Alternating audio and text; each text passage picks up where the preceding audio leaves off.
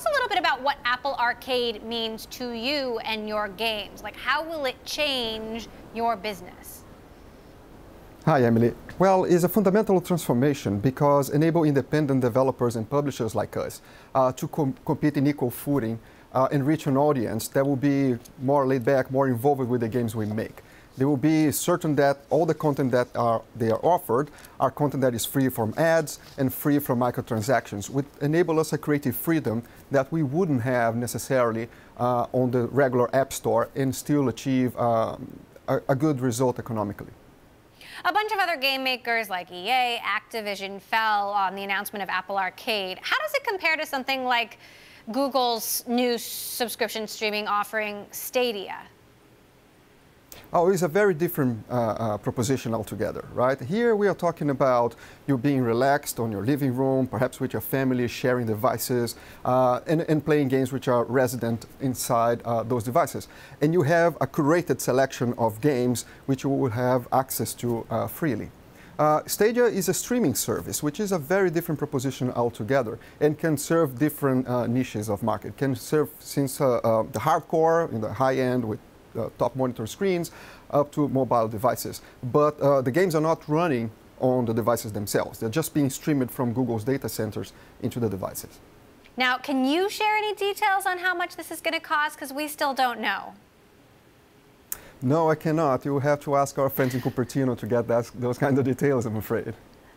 All right, we're still waiting on pricing information for Apple Arcade. But you also produced one of the first games for the Apple Watch. How impactful was that for your company? Is that a big gaming platform? No, it wasn't. But it was very interesting to experiment with it, right? When the Apple Watch first came around, we were trying to figure out what people are actually going to use it for. And it turns out that people prefer things like fitness and health monitors, but also music and small notifications and so on. There are still very successful games in that platform, but we don't produce games for the Apple Watch anymore. But any new proposition that comes to the market that presents us with the chance to connect with new audiences and try something new, something that hasn't been done before, is exciting for us and for independent developers like us, which are always on the hunt for the next big thing, right? So Apple has, for a long time been talked about it as a company that has a lot of potential in the gaming market, a lot of untapped potential. How do you think Apple Arcade could really or will change the gaming market? I think there's a potential here to be a transformational step. On the traditional game market in the App Store, you have very little movement on the top 10 most popular games, right? We're talking about these big franchises that are generally free to play, which spend a lot of money into marketing efforts to buy people into the ecosystem. So the more people that buy the game, the better they rank, and the better they rank, the more people buy the game, and this self-fulfilling prophecy, right? For independent developers, it's very difficult to break into that. The second aspect is, of course, how you relate to the game media that will be offered on things like Arcade.